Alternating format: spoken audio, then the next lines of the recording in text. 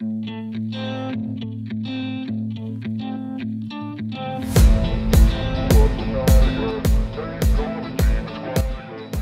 morning, everyone. Quick video about making money. I was talking to a photographer the other day, and he said to me, and he's got some fantastic pictures of ladies, of girls, and he said to me, you will never make any money photographing women. And it took me back a little bit of a surprise, bit of a shock, bit of a punch in the jaw. And I went home and I thought about it, and I thought, well, is it true? Because I seem to do okay. Firstly, every single magazine that you pick up has got pictures of women or girls, whether it's the Curry's leaflet for buying a new TV, Avon, a magazine, everything that you pick up literature-wise has got pictures of ladies or men. So they are absolutely everywhere. So straight away, boom, that shoots that out of the water. Secondly, what I was thinking about was what sort of pictures does he mean? Now, if it's underwear and sexy pictures of girls, then lots of models and girls that I know really well make lots of money selling pictures of themselves. So that blows that out of the water, really. But as a photographer, it is more difficult to sell what we used to call glamour pictures.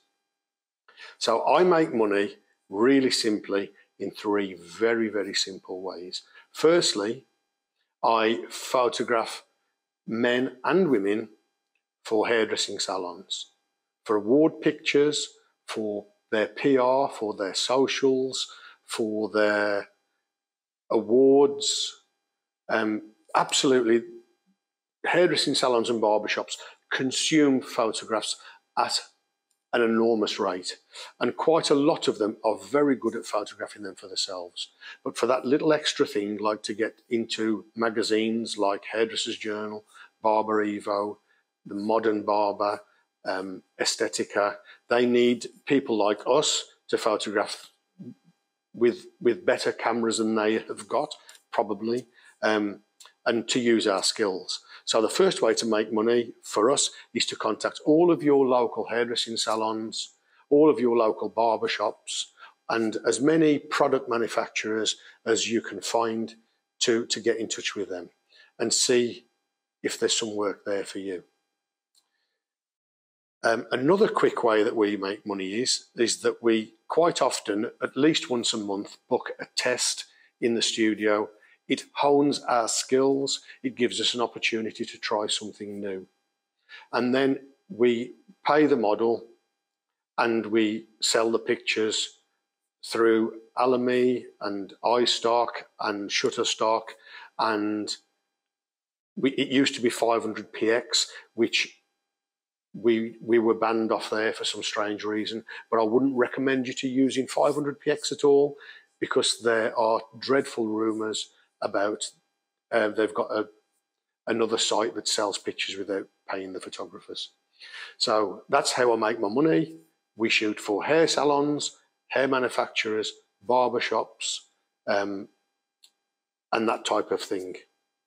We also shoot a smaller amount, but bigger income for lingerie brands and gymwear brands. So if you see some lingerie on our shoot, it's probably been shot for a lingerie brand, for underwear. So they are also well worth. You probably find in the UK, if you did a search of underwear manufacturers, there are probably ones near you, so it's well worth contacting them. We also shoot men and women for motorcycle clothing, ordinary clothing wear. So take a look at those. So get into as much as you can, looking at making contacts through hair salons, barbershops, makeup brands, hair brands, and manufacturers and clothing. The second thing I want to speak to you about is equipment. One of the things I get said to me quite a lot is that I can't produce pictures because I haven't got a camera like yours. And this is completely and totally untrue. Yes, I will agree there's a certain level of camera that you need to get, but I could go today and buy a Canon 5D Mark I for about £350 from a used dealer, and that would be adequate. Until recently, I was using a Canon 1300D as a backup camera. I bought that to shoot video on, and it wasn't very good at shooting video, so I then started to use it as a backup camera to shoot behind the scenes. On my computer, sometimes I have to look at the information in an image to find out whether I'd shot it with a 1300D or a Canon 5D Mark III. So you can acquire a very simple camera and start to create some good work. One of the things is, whichever camera you've got, as long as it's got some way of triggering a flashlight, then it's a great camera to start with. Shutterstock now will accept pictures from an iPhone. When I first started selling pictures through Alamy, we had to shoot with a minimum file size of 50 megabyte, which was quite difficult to do it in those days. What I would recommend to you is, if you can't afford a camera of £350, use whichever camera you've got. If you've got some spare money, please don't get into debt for photography because it's the wrong thing to do. Then at the minimum, start off with something the equivalent of a Canon 5D Mark I, or the equivalent Nikon or Sony or Fuji, and start with that. Lighting wise, you only really need one light, even though in my studio at the moment we've got 13. I can tell you honestly, totally truthfully, 10 of those lights never get used. We always use 3 lights. 2 of those lights that we use are only, I'll tell you what they actually are. They are Godox SK400 Mark III. The Optum, I like to shoot it around f11, f16. If you're doing headshots like I do, the light is probably about 2 feet, 2.5 feet away from the model. So from that point of view, you've probably only got that light turned up to half power. A Godox SK400 or something equivalent like the 300, you can probably get those for about £153. So please don't think that what we shoot is out of your reach. Cheap camera, cheap lighting, but just learn how to light the shot properly.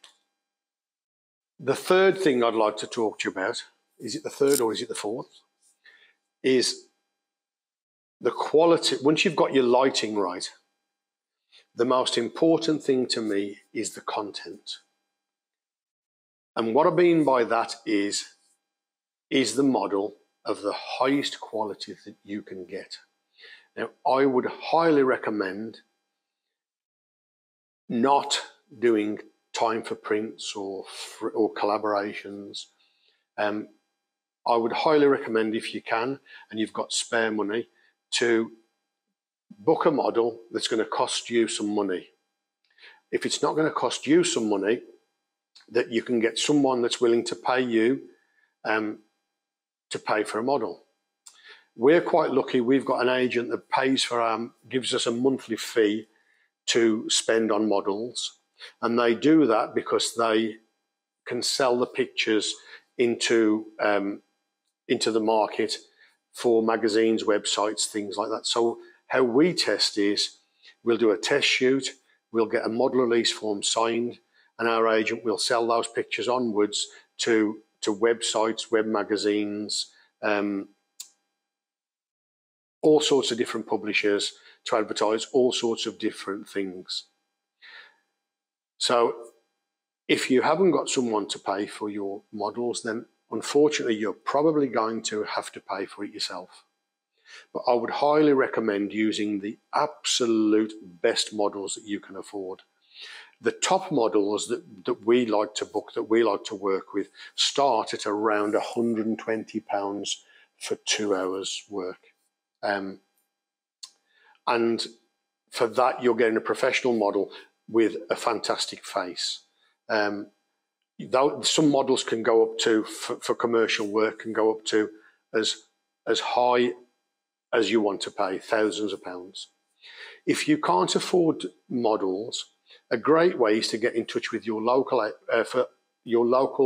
model agency and ask them if you could do tests for them for their new faces.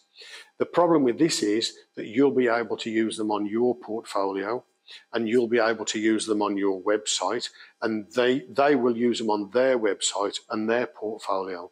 But you can't sell the pictures. They are literally portfolio use only. The great thing about photographing for an agency is that they will tell you whether you are on the right track or not. If your pictures are not what people are looking for, and a model agency won't use them, and if the model agency doesn't use them, you are completely off track, completely. So it's well worth beginning to start a little relationship with your local model agencies.